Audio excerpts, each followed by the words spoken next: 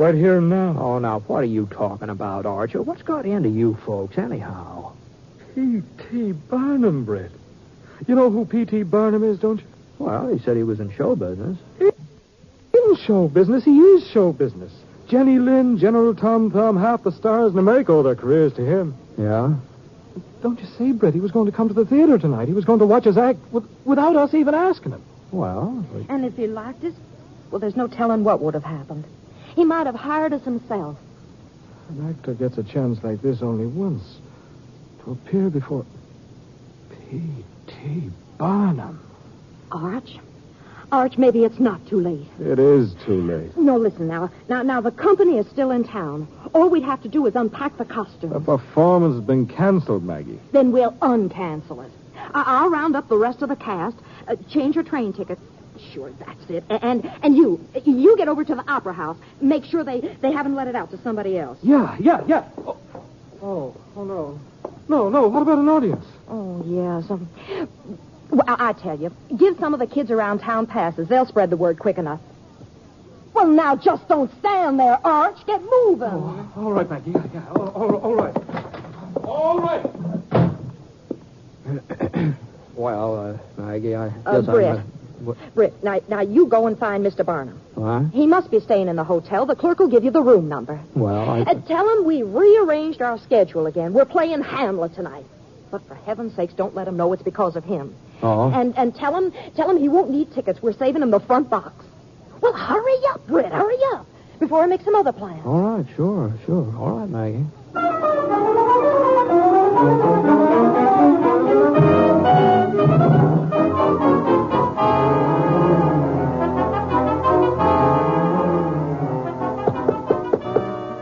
Come in.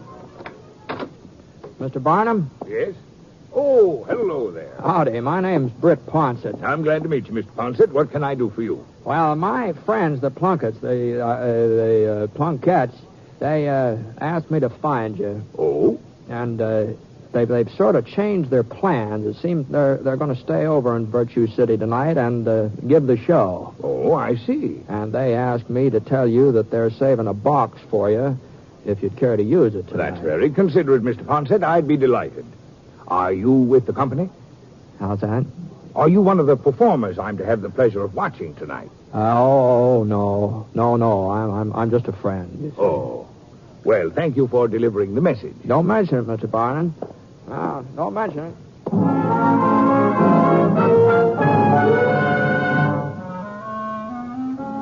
Well, I didn't see any more of Arch and Maggie that afternoon. I figured they'd have plenty to keep them busy.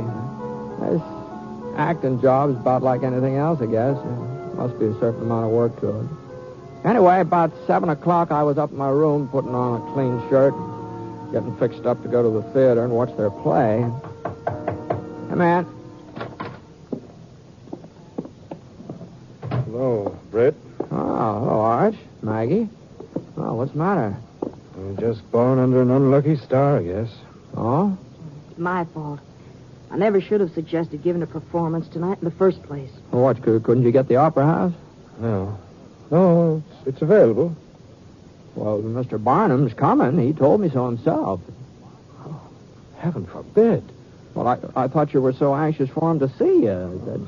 Not just to see us, but to like us, to appreciate our talent. Oh, if I'd only stopped to think, Arch. Oh, don't blame you, my dear. Blame myself. Should have realized the whole idea of our playing tonight was out of the question. Now I've sent those kids all over town. Well, maybe we can catch an early train. Sneak away before anyone knows. Now, hold on there. Now, what are you both so down on the mouth about? Now, you got the theater, and you're going to have an audience, Mr. Barnum included. Well, that's just it, Brett, the audience. Huh? It'll be the same folks who came last night. Oh, I see. They boo us, make fun of us, probably start shooting again. And what'll Mr. Barnum think? We're the worst actors he's ever seen, that's what he'll think. Yeah, but there ought to be some way of maintaining order. What about the sheriff? Here's the man to do it. Already seen him. Yeah? Oh, what'd he say? Said if we ain't any better than we was last night, he's advising the boys in the audience not to aim at the ceiling. Is that so? One big opportunity, Britt. And it's ruined before we ever got started. Well, maybe there won't be any trouble. Maybe the audience will like this, what is Hamlet? Maybe they'll like that better than the one you gave them before. They won't. It isn't one of our most successful presentations. You couldn't try something else, could you? We only do 2 plays, Britt. Othello and Hamlet. I see. Well, I guess it wouldn't be much point repeating that Othello, huh? No, wouldn't. Uh-huh. Well, I'm awful sorry, Arch. I wish there was something I could do. Do you, Britt? Do you really wish there was something you could do? Why, sure, Maggie, sure. Well, as a matter of fact, we did have one possible solution. So? It sort of involves you in a way. What, me? You see, you're practically saving our lives, Brett, if you do it. Explain it to him, Arch. Well, maybe you'd better do the explaining. Oh, no. It really was your idea, Arch. Go on, Arch. Well, you see, Brett, now, don't say no until you hear me out. Well, I'm not saying anything. You see, we were thinking most of the folks here in town they must know you by sight, and they know you're the 6-shooter. So, it...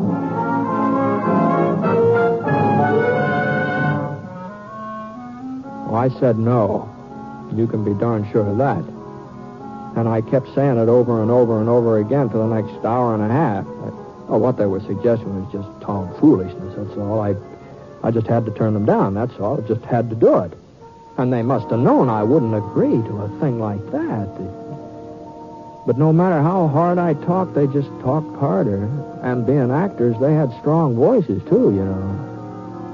Well, the next thing I knew, somehow they'd managed to drag me along with them to the opera house.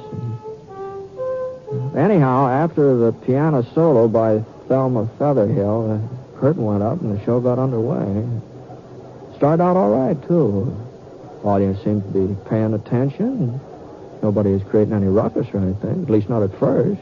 Oh, that this too solid flesh would melt. That it should come to this, but 2 months dead. Oh, frailty, thy name is woman. Oh, fie on, oh, fie. Yes, fie on you, too. Yet the soap of most unrighteous tears had left the flushing in her galled eyes. She married. Sounds like old Lady Crandall. She only waited 2 weeks after Jed Crandall kicked the bucket. No, it cannot come too good. But break my heart, for I must hold my tongue. Better get a good grip on it, mister. You see, Britt, you just gotta do it. I can't do it. Can't do it. Oh, look at poor Arch out there. Isn't it just enough to break your heart? How weary, stale, flat, and unprofitable seem to me all the uses of this world. Your acting's a little flat, too, mister. Go on, Britt, that's your cue. What cue? What do you Go on, that's it. Oh, good Horatio. I'm glad to see you well. Hail to your lordship, Britt. Huh? Hail to your lordship. Oh, hail to your lordship. What make you from Wittenberg, Horatio? How's that? A truant disposition.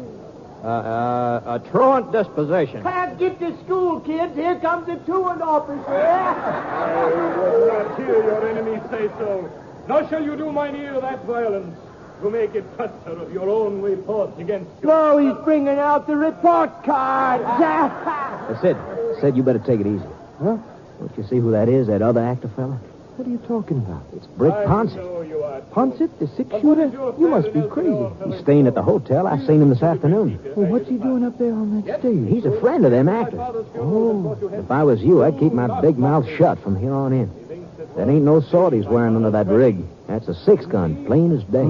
It followed hard upon. Thrift, Horatio. The funeral baked meats did coldly furnish for the marriage table.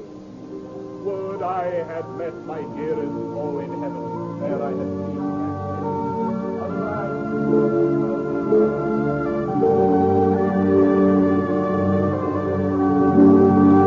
Oh, woe is me. Now cracks a noble heart. Good night, sweet prince. And flights of angels sing thee to thy rest. And flocks of angels sing you to your rest.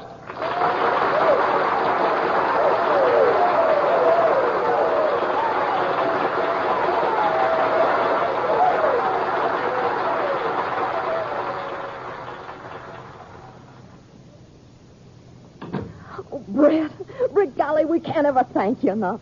Why, if it hadn't been for you, I just don't know what would have ever happened. Oh, golly. And did you see? He stayed through to the end. Mr. Barnum did. Right through to the end. Britt, you were great. Arch, I never felt so foolish in my whole life. Do you think he'll come backstage, Arch? Mr. Barnum? Somebody help me get out of this thing, will you? Come in.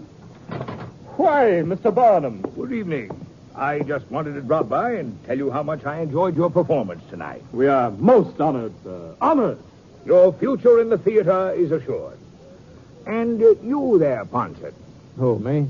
You told me you weren't an actor. Oh, he was just sort of filling in, Mr. Barnum. Oh, I realize you weren't up in the part, Mr. Ponset. But such stage presence. Why, the way that audience quieted down when you walked on, I've never seen anything like it before in my life. Never. Now, if you're seriously interested in the theater as a career, I would be very happy. No, thanks very much, Mr. Barnum. I'm not interested. No, that's real kind of you, but, no, thank. Oh, no.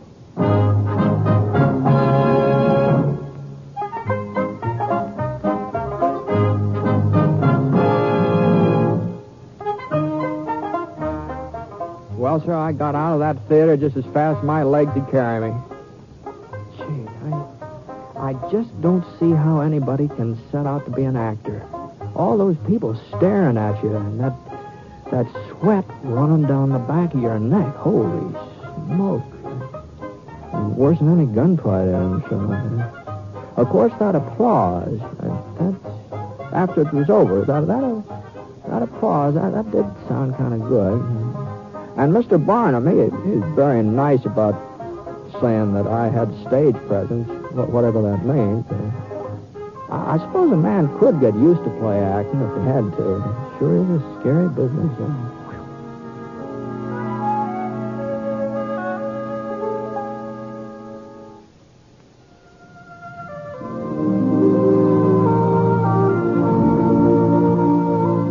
The Six Shooter is an NBC Radio Network production in association with Review Productions. It is based on a character created by Frank Burt, and the transcribed story is written by him. Mr. Stewart may currently be seen in the Universal International picture The Glenn Miller Story. Others in the cast were Michael Ann Barrett, Tony Barrett, Ted Bliss, Marvin Miller, and Dan O'Herlihy.